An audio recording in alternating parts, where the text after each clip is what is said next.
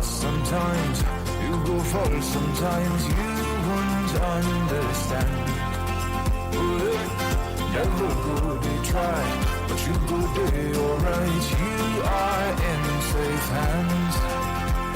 No matter the condition, believe in your heart and you go there alright. No forget say after rainfall and after the You're on to a station that believes in you. We are the pride of the people. This is High Power 102.7 FM, the pride of the people. The time is 12 o'clock.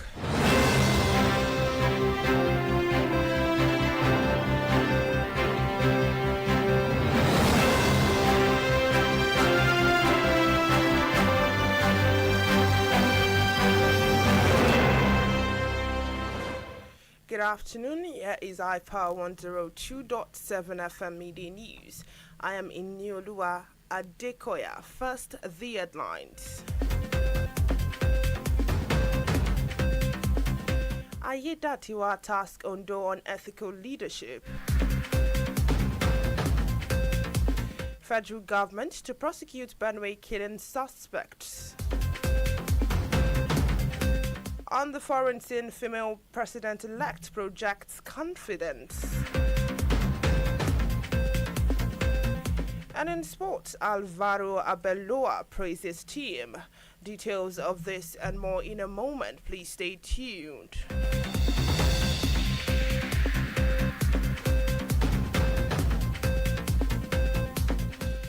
Glad to have you back, and now the news in detail, beginning from Ondo State. As Ondo State celebrates its Golden Jubilee, Governor Lucky Aiyedatiwa has attributed the survival and steady progress of the state over the past 5 decades to divine guidance. Speaking at the Ondo State at 50 Golden Jubilee Thanksgiving service held at the St. Thomas Anglican Church, Isikon, Akure, Aiyedatiwa described the Golden Jubilee as a moment of profound gratitude, reflection, and fellowship. He further observed that the achievements recorded and challenges overcame by the state was not diligence of the people, but by steadfast reliance on divine guidance. The ongoing strike by the Joint Health Sector Union has entered the 3rd month, crippling activities in government-owned hospitals across Nigeria. The industrial action has grounded critical services, particularly in hospitals, pharmacies, laboratories, and other support departments, significantly disrupting healthcare delivery. While the industrial action has severely disrupted federal health institutions, health workers in state-owned hospitals in Ekiti, Benue State have largely remained on duty. Meanwhile, resident doctors, nurses, and midwives in some state facilities, such as Benue State University Teaching Hospital, Makurdi, have embarked on separate industrial actions, citing unpaid salaries, pension issues, and dilapidated infrastructure. Some suspects arrested and linked to the killing in Uwada, a town in Benue State, will be arraigned today, February 2nd, 2026, before Justice Joyce Abdul Malik of the Federal High Court, Abuja. The Office of the Attorney General of the Federation and Minister of Justice, Lateef Fagbemi, assured Nigerians that justice will be ensured in the matter, sending a strong signal to enemies of the country acting under any disguise. Special Assistant on Communication and Publicity to Attorney General of the Federation and Minister of Justice, Kamurudin Ogundele, maintained that the administration of President Bola Tinubu is committed to the protection of lives and properties of all and enshrined in the Constitution. This midday news is coming to you from iPower 102.7 FM in Inioluwa. Still to come on the foreign scene, female president-elect projects confidence. And in sport, Alvaro Arbeloa praises team. Whether you're tuning in for breaking news, in-depth analysis, or community updates, High Power 102.7 FM remains your most trusted source, because when it comes to news, the truth matters. High Power FM 102.7.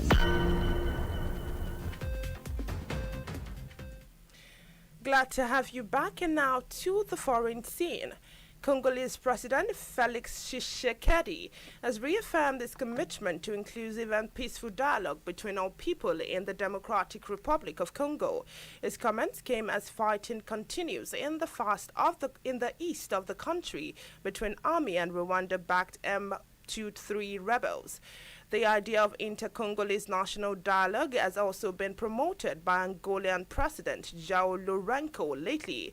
Tshisekedi, however, set out conditions for it to take place, including that the process must take place on home soil and under institutional control. Still on foreign matters, meanwhile, right-wing candidate of Costa Rica presidential election, Laura Fernandez, has declared victory after preliminary results gave a commanding lead and a closest challenging conceded defeat. Reports say that votes tallied from 81% of polling stations showed that the candidate of the Sovereign People's Party won 48.9% of the votes. In a victory speech, Fernandez promised a deep and irreversible change and reiterating that Costa Rica was entering a new political era. And now to the sporting arena. Real Madrid head coach Alvaro Arbeloa has named Kylian Mbappe and Vinicius Jr. among his 5 untouchable players. The Spaniard took over the position of head coach at the Santiago Bernabeu from his fellow countryman Xabi Alonso last month, maintained he would like the duo to play every game. However, his winning streak ended with a 4-2 loss at Benfica, which also meant Los Blancos did not get automatic round of 16 qualification and finished in 9th place. To end the iPower 102.7 FM Media News, let's take another look at the main points.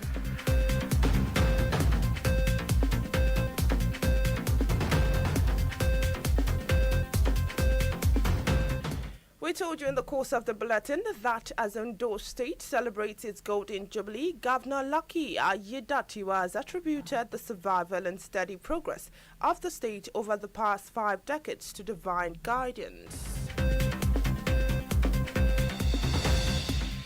We also informed you that some suspects arrested and linked to the killings in Uwada, a town in Benue State, will be arraigned today, February 2nd, 2026, before Justice Joyce Abdul Malik of the Federal High Court, Abuja.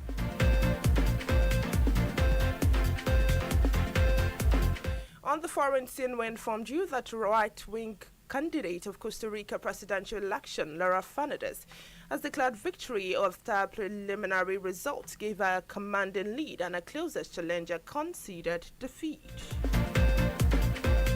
And finally, in the sporting arena, we told you that Real Madrid head coach Alvaro Arbeloa has named Kylian Mbappe and Vinicius Jr. among his 5 untouchable players. That was the iPower 102.7 FM Media News as edited by Olukemi Ajibola. My name is Inioluwa Adekoya. Many thanks for listening and a beautiful afternoon to you.